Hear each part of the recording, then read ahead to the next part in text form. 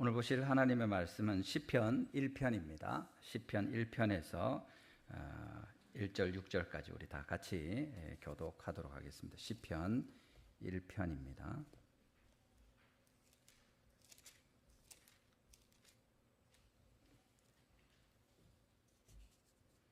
제가 먼저 읽습니다. 복 있는 사람은 악인들의 꾀를 따르지 아니하며 죄인들의 길에 서지 아니하며 오만한 자들의 자리에 앉지 아니하고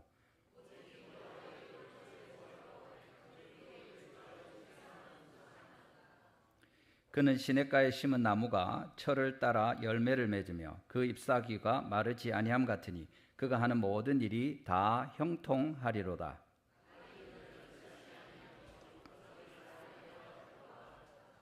그러므로 악인들은 심판을 견디지 못하며 죄인들이 의인들의 모임에 들지 못하리로다.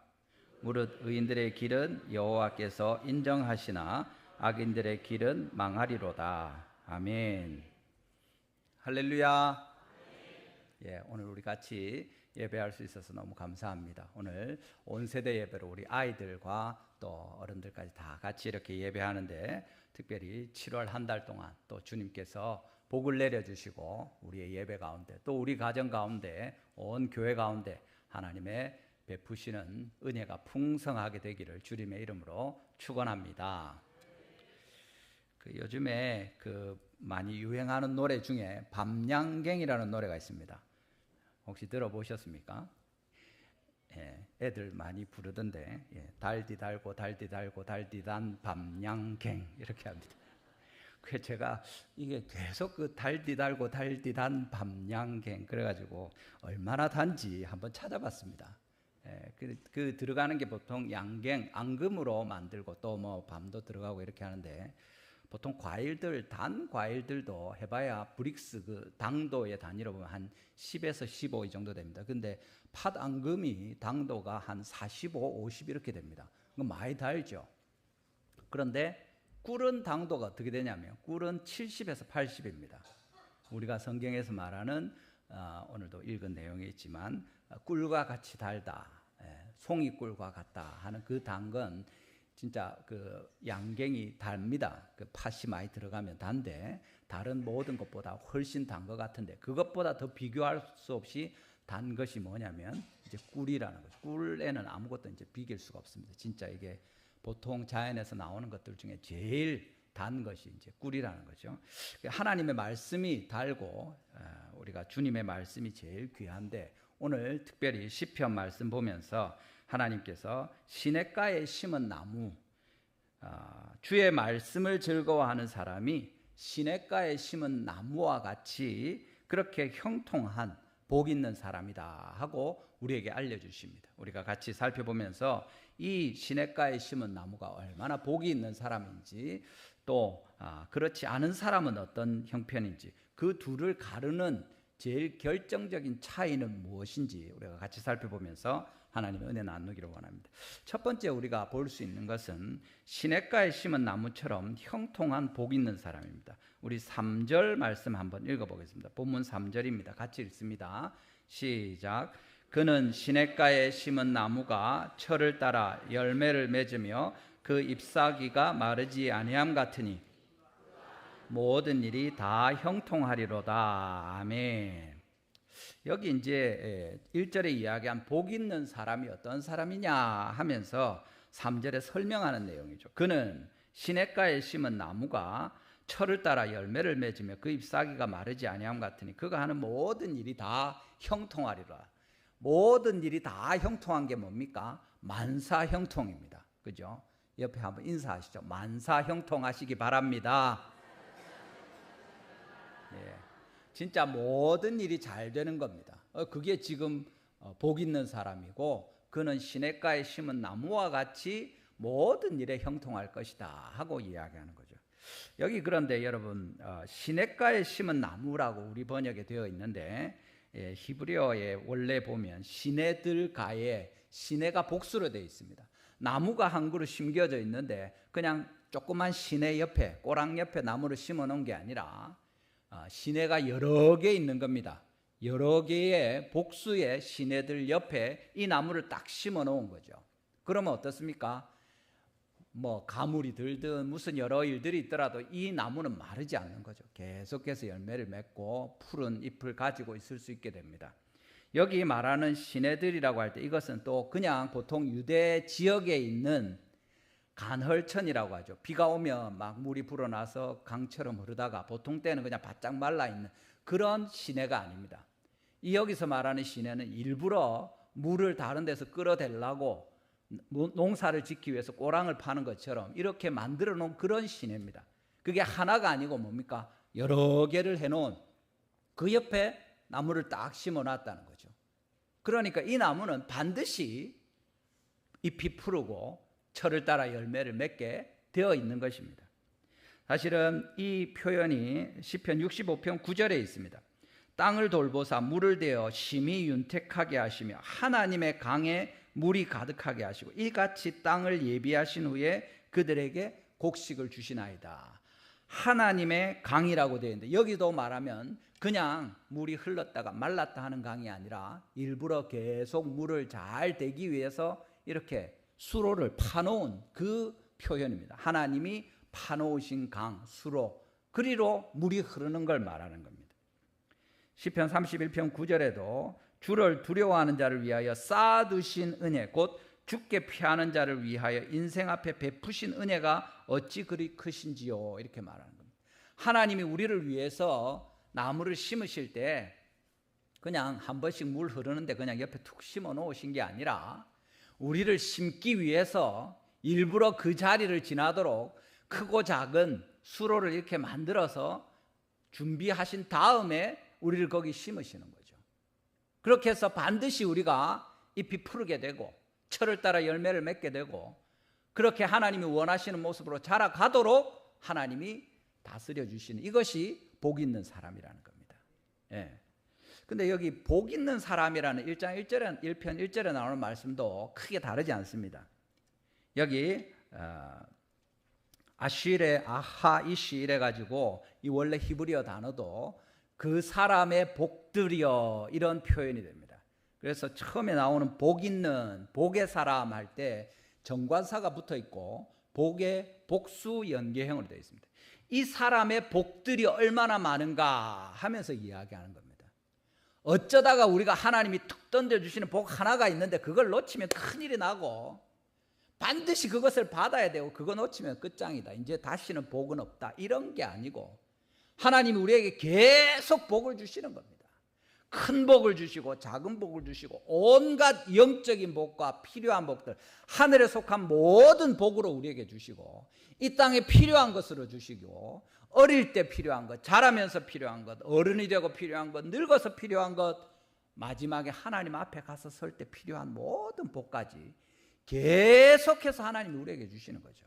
이 한 사람에게 주님이 주시는 수많은 모든 복이 있다 하면서 너 복 있는 사람아 이렇게 이야기하는 것 같습니다. 그 누구냐 하면 시냇가에 심은 나무와 같다. 시내들이 막 계속 있어가지고 이 사람이 절대 그 물이 없어서 마르거나 열매를 못 맺거나 할 일이 없다는 거죠. 하나님께서 우리를 위해서 그렇게 역사하시는 겁니다. 에베소서 1장 3절에서 5절 말씀도 그것을 이야기합니다. 창세전에 그리스도 안에 있는 하늘에 속한 모든 신령한 복을 우리에게 주시는데 주님이 복을 예비하셨죠. 온갖 복을 다 예비하셨습니다. 하늘에 속한 모든 신령한 복을 포함해서 이 땅의 것만 아니라 하늘에 있는 어떤 신령한 복이 아니고 여러분 하늘에 있는 모든 신령한 복을 우리에게 주신다고 주님 말씀하시는 겁니다. 그렇게 하시려고 창세전에 그리스도 안에서 우리를 택하셨다 하고 말씀하시는 겁니다. 여러분이 예수 그리스도 안에서 주님을 예배하고 오늘 이 자리에 하나님을 경외함으로 예배하기 위해서 나온 여러분들, 주의 말씀에 귀를 기울이고 있는 여러분 모두가 바로 이런 그 복들의 사람이고 하나님께서 예배하신 시내들가에 심기운 나무임을 믿으시기를 바랍니다. 하나님께서 이 은혜를 우리에게 베풀어 주시는 거죠. 여러분, 이 일이 그냥 되는 것이 아니고 하나님께서 우리에게 계속 기회를 주시는 것입니다. 주님이 베푸시는 복과 은혜를 주님에서 계속 주시는 걸 말합니다. 시편 136편 1절에 있죠. 여호와께 감사하라. 그는 선하시며 그 인자하심이 영원함이로다. 이 표현이 시편에 자주 나옵니다. 여호와께 감사하라. 그는 선하시며 그 인자하심이 영원함이로다. 이 영어 번역에는 어떻게 되어 있냐면 뒷부분에 For he is good, for his mercy endures forever 해서 그의 자비가 영원하다고 이야기합니다. 그의 사랑이 우리를 영원히 참는다고 이야기하시는 거죠. 우리가 그냥 잠시 주님 앞에 복을 받다가 마는 것이 아니라 주님의 사랑과 자비는 계속해서 우리를 향하고 있다. 이렇게 주님이 말씀해 주시는 겁니다. 여러분, 우리 자녀들이 있는데 아이들이 똑똑하게 자라는 방법이 여러 가지가 있지만 그 중에 하나가 뭐냐면 부모들이 자녀들에게 관심을 가지는 겁니다. 관심을 가지는데 자녀들을 기다려주는 겁니다. 응원해주고 기다려주는 거죠. 그 어떤 경우가 있냐면 아이들이 어른들하고 이야기할 때도 또박또박 말을 잘하고 주눅 들지 않고 자기 의견을 이렇게 그게 버릇없는 그런 것이 아니고 진짜 그냥 솔직하게 자기 할 이야기들을 잘 하는 겁니다. 성숙한 거죠. 근데 어떤 애들은 쭈뼛쭈뼛하고 어른들하고 이야기하는 걸 되게 싫어하고 부담스러워합니다. 그 보면 엄마나 아빠가 아이들이 어릴 때부터 이렇게 대화를 하는 경우죠. 또는 병원에 가든지 선생님을 만나든지 무슨 일이 있을 때 같이 가가지고 엄마가 옆에 아빠가 옆에 딱 앉아 있는 겁니다. 그럴 때 선생님이 의사 선생님이 뭐 아파서 병원에 갔더라도 어디가 어떻게 아프냐 물어보면 자기 이야기를 자기가 하는 거죠. 엄마가 다 이야기해주고 아빠가 다 해주는 게 아니라 어른들한테 자기 이야기를 할 수 있도록 옆에서 도와주고 지지해주는 겁니다. 처음부터 잘하는 애가 있겠습니까? 많지 않을 겁니다. 그런데 좀 말을 잘 못해도 다시 이야기해봐라 이렇게 하면서 또 물어보고 그리고 괜찮다 이야기해라 이렇게 할 때 아이가 한 번, 두 번 말하는 거죠. 그런 시간이 지나면서 아이들이 애기들끼리만 노는 게 아니라 어른들한테도 우리 이야기를 해도 되는구나. 내 하고 싶은 얘기를 혹시 틀리면 또 하면 되고 바로잡을 기회도 있고 우리 엄마 아빠가 기다려주는 것처럼 다른 사람들도 나를 기다려주는구나 하는 안정감을 가지게 되고 편안하게 더 이야기할 수 있다는 겁니다. 그런데 집에 분위기가 안 좋으면 어떻습니까? 어디 가서도 그렇지만 제일 먼저 집에서 엄마 아빠랑 얘기를 하지 않는 겁니다. 질문을 하지 않습니다. 질문했다가 혼나니까 무슨 말도 안 되는 그런 걸 묻고 있냐면서 그것도 모르나 하면서 뭐 물으면 혼내고 조용히 시키고 이렇게 하는 분위기에서 아이가 무엇을 말할 수 있겠습니까? 말 못하는 거죠. 입 다물고 있고 그렇게 어떻게 합니까? 눈치만 보는 겁니다. 살아남아야 되니까. 요거는 요렇게 말하면 되겠구나. 이건 궁금해도 절대 물어보면 안 되겠다. 그 분위기 아니구나. 예. 밖에 나가서도 그렇게 합니다. 같은 집이라도 그런 경우가 있습니다. 맏아들 같은 경우에는 부모들이 좀 기다려주고 어떻게 보면 좀 조급함도 있지만 그런 경우가 있는데 둘째는 그만한 기회가 없는 경우가 많습니다. 오히려 막내는 막내라고 이럴 수 있는데 그래서 저도 전에 직장에 다닐 때 보면 아주 싹싹하고 눈치 빠른 친구가 있었는데 그렇지 싶어서 물어봤더니 둘째랍니다. 위에도 있고 밑에도 있고 자기가 살아남기 위해서 눈치 보고 아주 싹싹하게 하지 않으면 지금까지 못 컸을 거라면서 그런 이야기합니다. 여러분 우리가 하나님께서 기회를 주시는 게 그런 겁니다. 우리를 향해서 기다려 주시는 거죠. 우리 전도할 때도 이야기하지 않았습니까? 7번 넘는 기회를 통해서 계속 우리에게 의미 있는 예수님을 만나는 복음의 접촉이 일어날 때 한 사람이 주님께 나아오게 되는 겁니다. 예수님이 하나님이 우리에게 네 교회 가자 한번 믿어봐라 이렇게 툭 던졌는데 우리가 그걸 탁 잡지 못하면 우리는 영원히 다시 기회가 없이 멸망하고 마느냐? 그랬으면 아마 여기 있는 분 중에 저를 포함해서 몇 사람 안 남을 겁니다. 거의 없지 않겠나 싶습니다. 평균이 그러니까. 근데 주님 어떻게 하십니까? 한 번, 두 번, 세 번 가까운 사람을 통해서 또 직장의 친구를 통해서 이웃을 통해서 오래된 또는 처음 보는 사람들 통해서 계속 이야기하셔서 우리가 믿게 하시는 거죠. 하나님이 그렇게 기회를 주시고 또 주시고 또 주시는 겁니다. 주님은 우리가 반드시 복을 받기를 원하십니다. 예수님을 믿고 구원에 이르기를 원하시는 겁니다. 하나님이 우리에게 공 3개 딱 던져놓고 3개 던졌는데 니 못 받았으니까 끝이다, 삼진 아웃이다, 이제 집에 가라, 지옥으로 가라, 이렇게 하시지 않으시고 어떻게 합니까? 제대로 된 안타를 칠 때까지, 진짜 홈런이 나올 때까지 공 3개가 아니라 10개, 100개, 1000개, 10,000개를 던져서라도 우리가 반드시 하나님 앞에서 기뻐하는 결과를 내실 때까지 기다리시고 인내하시고 참고 기회를 주시고 또 우리를 복 주시기를 원하시는 그런 분이심을 하나님 우리에게 말씀하시는 겁니다. 우리가 복들의 사람이고 시내들 가에 심기운 나무라고 하나님이 말씀하시는 겁니다. 당장에 우리가 훌륭하게 하나님을 섬기지 못하고 내 믿음이 뿌리를 딱 내리지 못하고 아직 나는 뭘 잘 모르는 것 같고 하나님에 대해서나 믿음에 대해서나 기도에 대해서 어설프고 괜찮습니다. 처음부터 잘하는 사람이 어디 있습니까? 우리가 진심으로 주님을 향해서 나아갈 때 하나님께서 기다려 주십니다. 얼마든지 기다려 주십니다. 문제는 우리가 주님을 거역하느냐 그렇지 않느냐 거기에 달려 있는 거죠. 하나님께서 이 말씀을 하십니다. 우리 136편 1절 같이 한번 읽어보겠습니다. 시편 136편 1절입니다. 시작. 여호와께 감사하라. 그는 선하시며 그 인자하심이 영원하미로다. 예, 아멘. 주님의 말씀입니다. 여러분, 우리에게 하나님이 계속 기회를 주십니다. 요나에게 기회를 또 주시죠. 베드로에게 다시 기회를 주십니다. 3번이나 예수님을 부인했지만 요한복음 21장에서 다시 그에게 3번 네가 나를 사랑하느냐 물으시면서 하나님께서 그를 다시 부르셔서 주님의 일을 위해서 역사하도록 이끌어 가시는 모습을 우리에게 보여주십니다.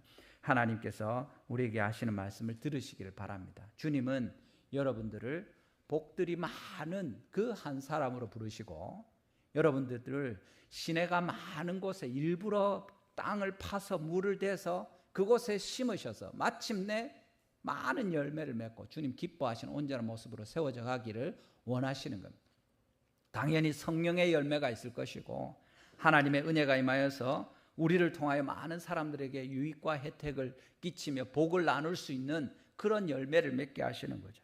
주님께서 우리를 건강하게 하시고 잎이 푸르게 하실 때 정말 주의 말씀과 같이 하나님께서 허락하시는 것이 어떤 것입니까? 시편 16편 9절에 이런 말씀이 있습니다. 나의 마음이 기쁘고 나의 영도 즐거워하며 내 육체도 안전히 살리니. 우리가 건강하고 온전한 모습이 될 때 주님께서 우리를 통해서 많은 사람들에게 유익을 끼치지 않으시겠습니까? 잎이 푸르고 건강한 나무가 될 때 좋은 열매를 맺는 거죠. 이것이 주님께서 우리에게 기대하시는 바이십니다. 마치 자녀가 그때그때 잘 자라면서 필요한 영양의 공급을 받고 지혜도 자라고 키도 자라고 하나님 앞에서 사람처럼 온전한 사람으로 자라져 가듯이 그것을 보고 기뻐하시는 것처럼 주님이 우리가 반드시 그런 하나님의 사람, 성숙한 사람, 주님의 복된 사람이 되기를 원하고 계신다고 주님 말씀하시는 것 같습니다. 우리 모든 성도님들이 하나님 앞에서 이렇게 복된 사람으로 온전하게 되고 시냇가에 심은 나무와 같이 주님 앞에 열매를 맺으며 하나님의 온전한 모습으로 모든 일에 형통하게 되는 이 은혜가 있기를 주님의 이름으로 축원합니다. 두 번째는 오늘 본문에서 비유하면서 대조적으로 보여주는 건데 어떤 내용이 있습니까? 바람에 나는 겨와 같이 망하게 되는 악한 사람들이 있다는 겁니다. 4절과 5절 말씀입니다. 본문 4절 5절입니다. 우리 같이 한번 읽어보겠습니다. 시작. 악인들은 그렇지 아니하며 오직 바람에 나는 겨와 같도다. 그러므로 악인들은 심판을 견디지 못하며 죄인들이 의인들의 모임에 들지 못하리로다. 아멘. 어떻습니까? 복 있는 사람, 하나님의 복들을 받은 그 사람은 시내 들가에 심기운 나무와 같아서 열매도 많이 맺고 딱 뿌리를 내리고 버티고 서서 좋은 모습으로 이렇게 서 있는데 반해서 악인들은 어떻습니까? 여기 그림이 바람에 나는 겨와 같다. 이건 그냥 바람 불면 휙 날아가 버리는, 언제 거기 있었는가 싶은 그런 존재, 허무하고 뿌리 내리지 못하고 실체가 없는 헛된 둥둥 떠다니는 것 같은 그런 존재로 있다가 사라질 것을 말합니다. 마지막 날에 불에 태워지게 되는 그런 쓰러질 운명의 존재들이다 하는 거죠. 악인들이 심판을 견디지 못한다 이야기합니다. 왜 그렇습니까? 악한 자들이기 때문입니다. 악한 자들에게는 악한, 두려운, 자비 없는 심판이 있게 되는 거죠. 하나님께서 긍휼을 베푸는 자에게는 긍휼이 있는 심판으로 우리를 대하시지만 야고보서 2장 13절에 긍휼을 행하지 아니하는 자에게는 긍휼 없는 심판이 있으리라 하고 분명히 말씀하십니다. 하나님께서 긍휼이 없는 심판을 베푸신다 하는 건 뭡니까? 요만큼도 안 봐준다는 말씀입니다. 다시 기회를 주지 않는다는 거죠. 네 잘못했네. 사형. 이렇게 되는 겁니다. 그런 게 어디 있습니까? 좀 들어봐 주십시오. 뭘 들어? 끝. 그게 자비 없는 거죠. 긍휼히 여기지 않는 거죠. 온갖 이유가 있고 좀 봐줄 수 있는 근거가 있을 수도 있지만 너도 그러지 않았느냐? 너도 긍휼을 베풀지 않았으니 긍휼 없는 심판에 이를 것이다. 무자비한 너에게, 악행하던 너에게, 하나님의 자비도 뿌리친 너에게 무슨 다른 기회를 주겠느냐? 주님이 말씀하시면서 긍휼이 없는 심판으로 그들을 대할 것이라고 분명히 말씀하십니다. 하나님께서 계시록 21장 8절에도 말씀하시죠. 그러나 두려워하는 자들과 믿지 아니하는 자들과 흉악한 자들과 살인자들과 음행하는 자들, 점술가들, 우상숭배자들과 거짓말하는 모든 자들은 불과 유황으로 타는 못에 던져지리니 이것이 둘째 사망이라 하나님 말씀하십니다. 둘째 사망에 처해지게 될 것이다. 주님 분명히 말씀하시는 계시록 21장 27절에도 다시 이 말씀이 나옵니다. 무엇이든지 속된 것이나 가증한 일 또는 거짓말하는 자는 결코 그리로 들어가지 못하리라고 말씀하십니다. 하나님께서 우리 가운데 두려움, 이 심판의 이야기를 엄하게 하시는 것을 볼 수 있습니다. 하나님 좀 봐주시지 않나? 보통 주님 자비하신 하나님이고 긍휼히 여기시는 하나님인데 맞습니다. 우리 앞에 본 것처럼 하나님이 우리에게 기회를 주시고 또 주시고 또 주시고 성공할 때까지 기다리시고 복을 받을 때까지 계속 부어주시는 분이 맞는데 그것을 우리가 거절하고 거절하는 거죠. 악인들이 그렇다는 이야기를 하는 겁니다. 마가복음 3장 29절에 보면 성령을 모욕하는 자는 사심을 영원히 얻지 못할 것이다. 그런 말씀이 나오는데 보통 그 부분을 해석할 때 이렇게 합니다. 하나님께서 성령님을 통해서 하나님의 영을 통해서 우리에게 은혜를 베풀어 주시는데 많이 베풀어 주시죠. 자비도 베푸시고 우리에게 복음도 전하게 하시고 옆에 있는 선한 성령의 열매들을 맺는 자들을 통해서 우리를 권하기도 하시고 이끌어 가시려고 합니다. 그런데 끝까지 거역하면서 그것을 뿌리치는 자들, 그것이 성령을 모욕하는 거죠. 하나님이 이거 너희를 위해서 준비했다고 좋은 선물을 주신데 그걸 뿌리치는 그것이 성령을 모욕하는 거죠.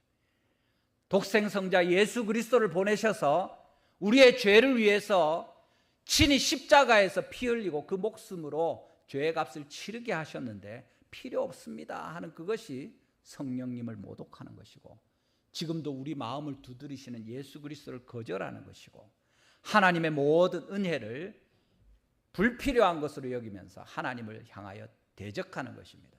그 사람 끝까지 버티는 그 사람을 주님이 용서하지 않는다고 하시는 거죠. 그렇게 할 때 그들이 무자비한 긍휼이 없는 심판을 보게 될 것이고 영원한 불못으로 둘째 사망으로 던져질 것을 하나님이 엄하게 말씀하시는 이 내용을 우리가 봅니다. 여기 보면 거짓말하는 자가 들어가지 못할 것이다 이런 내용이 나오는데 믿지 아니하는 자도 있고 그죠? 이게 다르지 않습니다. 거짓말하는 자가 믿지 아니하는 자고 그들이 살인하는 자고 두려워하는 자들이죠. 음행하고 우상 숭배하는 자들. 왜 그렇습니까? 어떤 거짓말을 합니까? 하나님을 거짓말한다고 말하는 거죠. 그리고 스스로 죄가 없다고 말하는 것입니다. 그렇게 하면서 예수 그리스도를 거절합니다. 그게 거짓말하는 거죠. 다른 사람을 속이고 모든 악을 행하는 거짓말들도 있습니다만 최종적이고 제일 악한 하나님 앞에서 근원적인 거짓말은 자기 자신이 죄가 없다고 스스로 말하면서 자기를 속이는 것이고 그렇게 하나님 앞에서 나는 죄가 없습니다 하나님 왜 자꾸 나에게 죄가 있다고 거짓말하십니까? 하는 그 사람, 그 거짓말에 대해서 하나님이 영원한 심판으로 벌하시는 거죠. 제일 큰 거짓말이고, 그래서 믿지 아니하는 죄가 제일 큰 죄가 되는 것입니다. 그 사람을 어떻게 주님이 받아들여 주십니까? 받으실 수 없죠. 하나님 나라에는 그들을 위한 자리가 없습니다. 그것이 오늘 말씀이죠. 죄인들이 의인들의 모임에 들지 못하리로다. 우리 중에 의인이 누가 있습니까? 아무도 없습니다. 거짓말 안 하는 사람이 있습니까? 아무도 없습니다. 그렇지만 예수님 때문에 용서를 받고 주님 앞에 은혜를 받아서 우리가 예수 그리스도 안에 있을 때 의로운 자가 되고 이 천국에 모두 들어갈 수 있습니다. 그렇지만 끝까지 예수 그리스도를 부인하고 나는 죄가 없다면서 스스로를 속이고 하나님이 죄가 있다고 하는데 주님이 거짓말하시는군요 하면서 그를 거역할 때 우리가 하나님 앞에 큰 심판을 받게 되고, 여기 말하는 것처럼 의인들의 모임에 하나님의 나라에 들어가지 못한다 하고 하나님 말씀하시는 겁니다. 우리 모든 성도님들은 예수 그리스도를 믿음으로 우리의 모든 자녀들과 함께 영원하신 하나님의 용서받은 의인으로서 주님의 나라에 들어가게 되는 이 은혜가 있기를 주님의 이름으로 축원합니다. 마지막으로 우리 본문에 보는 것은 주님의 말씀이 바로 이 복 있는 사람, 시내들가의 심기운 나무와 바람에 나는 겨와 같이 망할 수밖에 없는 악인들을 나누는 그 기준이 된다는 사실입니다. 우리 한번 따라합시다. 복 있는 사람은 오직 주의 말씀을 즐거워합니다. 아멘. 그것이 우리 1장 1절에서 2절에 있는 말씀입니다. 시편 1편 1절에서 2절입니다. 우리 같이 한번 읽어보겠습니다. 1절부터 2절까지입니다. 시작. 복 있는 사람은 악인들의 꾀를 따르지 아니하며 죄인들의 길에 서지 아니하며 오만한 자들의 자리에 앉지 아니하고 오직 여호와의 율법을 즐거워하여 그의 율법을 주야로 묵상하는도다. 아멘. 여기 하지 말아야 될 것이 있죠. 악인들의 꾀를 따르거나 죄인들의 길에 서거나 오만한 자들의 자리에 앉는 그 사람 복 있는 사람이 아닙니다. 생각하는 거죠. 악인들의 꾀를 생각하는 겁니다. 그리고 죄인들의 길에 선다는 것은 그 길로 행하는 것, 죄를 행하는 것을 말합니다. 오만한 자리에 앉는 것은 그렇게 죄를 지으면서도 다른 사람들의 지적이나 스스로 죄 지은 것에 대해서 흘려듣고 비웃고 교만한 모습으로 목을 곧게 해서 하나님과 주의 말씀을 대적하는 겁니다. 그의 생각과 그의 행하는 것과 그의 모든 삶이 그쪽 방향으로 가 있는 이것은 아니라고 주님 말씀하시는 거죠. 반대로 어떻습니까? 오직 그의 하는 일은 여호와의 율법을 즐거워하여 그의 율법을 주야로 묵상하는도다. 밤양갱보다 훨씬 더 달고 달디단 하나님의 말씀을 붙드는 이 사람이 주님 앞에 복된 자다 하고 말씀하시는 거죠. 하나님께서 다른 것을 행하는 사람이 복된 자가 아니라 주님의 말씀을 붙들고 그것을 즐거워해서 계속 그것을 마음에 묵상하고 또 그렇게 순종하면서 살게 되니까 자연스럽게 악인들의 꾀를 쫓지 않고 죄인들의 길에 서지 않고 오만한 자들의 자리에 앉지 않게 되는 것입니다. 이 사람이 주님 앞에 복을 받은 자들이고 하나님께서 그들을 형통하게 하실 것이다 말씀하는 거죠. 그러니까 우리가 복을 받게 되는 것이며 하나님께서 시내들가에 심은 나무와 같이 형통하게 하시는 제일 한 가지 우리의 할 일이 무엇입니까? 말씀을 붙드는 겁니다. 하나님의 말씀으로 우리가 살 수 있다 이야기하는 거죠. 우리 자녀들이 학교에 열심히 다니고 공부를 열심히 하고 기말고사를 잘 치고 하는 건 좋은 일입니다. 그렇지만 그것이 여러분을 복 있는 사람으로 만들어주는 것이 아니고 하나님의 말씀을 따라서 행하면서 순종하면서 헌신하는 삶을 살 때 그때 성실하게 그 하나님 앞에서 우리에게 주신 기회를 사용해서 공부도 하고 놀기도 하고 교회도 오고 믿음도 자라게 되고 건강하게 될 그 복을 받게 되는 겁니다. 공부만 열심히 하고 좋은 대학만 가고 좋은 직장에만 들어가면 복 있는 자라고 어디에도 하나님 말씀하시지 않습니다. 하나님은 복 있는 자가 누구라고 하십니까? 오직 여호와의 율법을 즐거워하며 그의 율법을 주야로 묵상하는 자로다 이렇게 말씀하고 계시는 겁니다. 사람이 무엇으로 살고 죽고 복을 받고 저주를 받게 됩니까? 하나님의 말씀 때문입니다. 예수님이 마태복음 4장 4절에서 말씀하시죠. 예수께서 대답하여 이르시되 기록되었으되 사람이 떡으로만 살 것이 아니요 하나님의 입으로부터 나오는 모든 말씀으로 살 것이라 하였느니라 하시니라. 40일을 줄이신 후에 그 금식하고 줄이신 가운데 사단이 시험할 때 예수님이 이야기하시죠.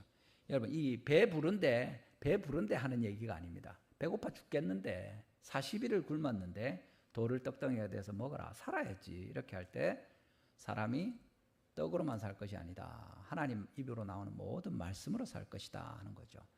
떡도 필요하고 말씀도 필요하고 둘 다 하나님이 주시는 거 맞습니다. 그런데 사단이 지금 시험하는 거죠. 떡도 먹어야지. 떡부터 먹어라 당장. 떡 먹고 말씀도 들으면 안 되나. 근데 예수님 뭐라고 하십니까? 아유 그래 나도 배고픈데 빨리 먹자. 먹고 얘기하자. 그렇게 하지 않으시고 주님께서 딱 자르시죠. 말씀이 먼저다 하고 이야기하시는 겁니다. 신명기 8장의 말씀을 인용한 것 아니십니까? 너를 낮추시며 너를 줄이게 하시며 또 너도 알지 못하면 내 조상들도 알지 못하던 만나를 내게 먹이신 것은 사람이 떡으로만 살 것이 아니요 여호와의 입에서 나오는 모든 말씀으로 사는 줄을 내게 알게 하려 하심이라. 하나님이 만나도 주십니다. 하나님이 말씀도 주십니다. 하나님 말씀만 주시고 만나를 안 주십니까? 그랬으면 이스라엘이 광야에서 다 굶어 죽었을 것입니다. 그런데 말씀을 듣기도 하고 만나를 받을 때도 주의 말씀을 따라서 순종함으로 그 만나를 받는 그 이스라엘 백성들에게 주님께서 생명의 은혜를 베푸시는 거죠. 우리가 예수님 믿으면 떡을 안 먹어도 살 수 있습니까? 그 얘기하는 게 아닙니다. 예수님 믿는 게 먼저라는 겁니다. 말씀을 붙드는 것이 먼저라고 주님 말씀하시는 겁니다. 좋은 믿음의 사람이 되는 것이 이 세상에서 어떤 좋은 것을 누리고 사람들의 인정을 받고 높임을 받는 것보다 더 우선이다 하고 말씀하시는 겁니다.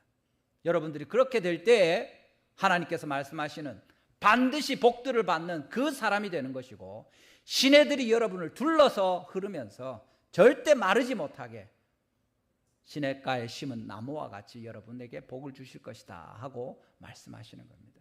오직 주의 말씀을 붙들고 하나님께 나아가시기를 바랍니다.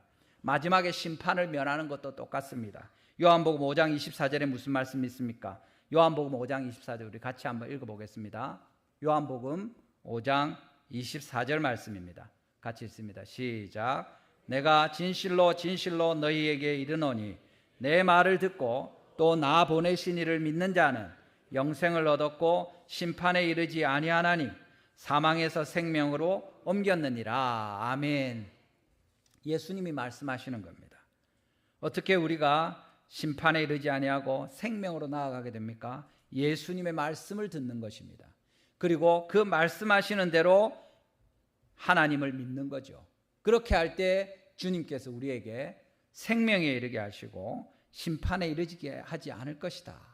사망에서 생명으로 옮겼다. 아까 말씀한 생명책에 기록하게 하셔서 둘째 사망을 면하게 하시는 겁니다. 왜?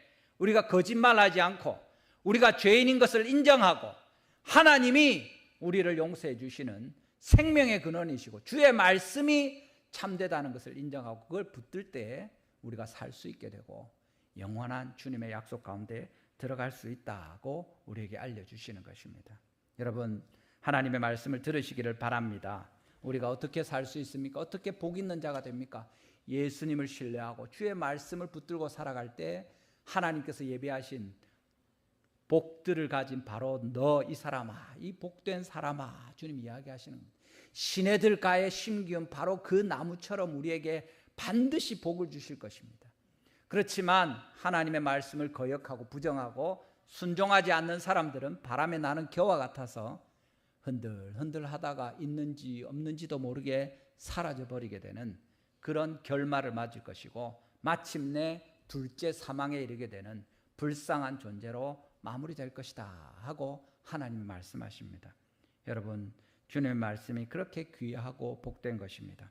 시편 119편 103절에도 주의 말씀의 맛이 내게 어찌 그리 단지요 내 입의 꿀보다 더 단이다 그렇게 말씀하시는 겁니다.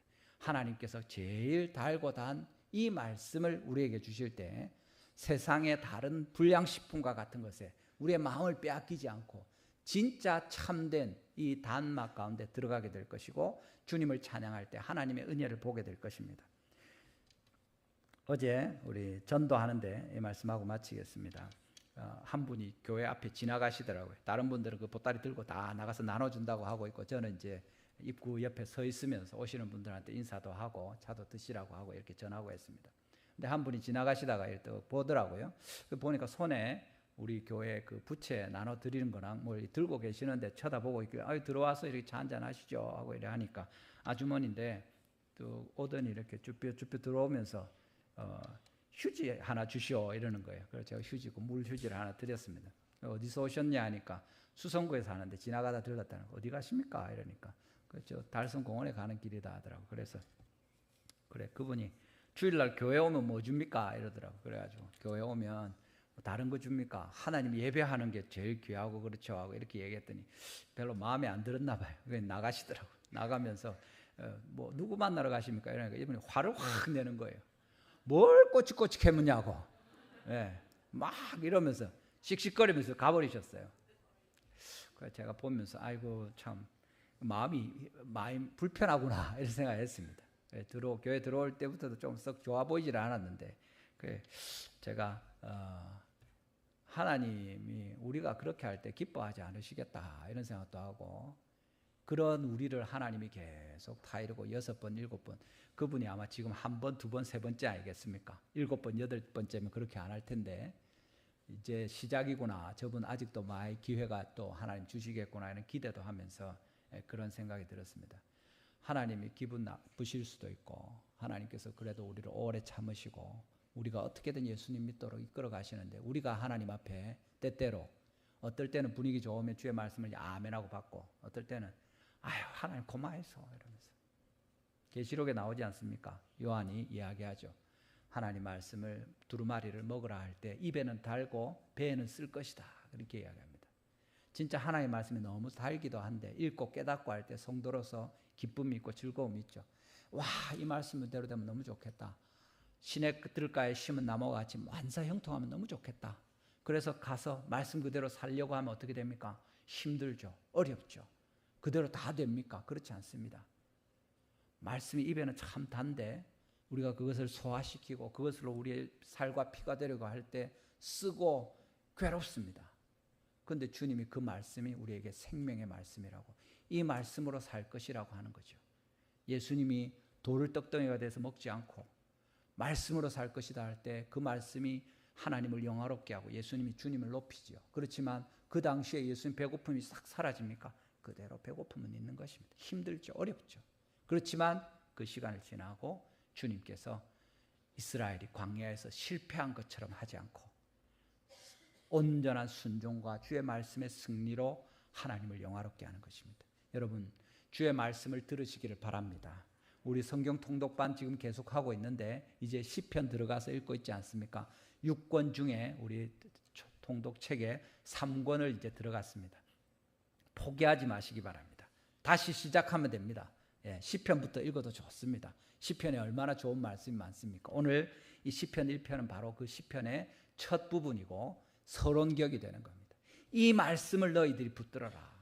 하나님이 직접 이야기하기도 하시지만 너희 믿음의 선배들이 하나님을 경험하고 그 고난과 괴로운 삶 가운데서 주님을 향하여 부르짖고 그 가운데 기도의 응답을 맛보고 하나님을 향하여 감사하고 찬송하면서 말하는 이 경험의 고백을 통하여 하나님을 발견하라고 우리를 초대하는 것이 시편의 말씀입니다. 주님께서 이 말씀이 너희에게 복이 될 것이다. 이 말씀으로 말미암아 너희가 시냇가에 심은 나무와 같이 될 것이다. 이 말씀을 붙들어라 이야기하십니다.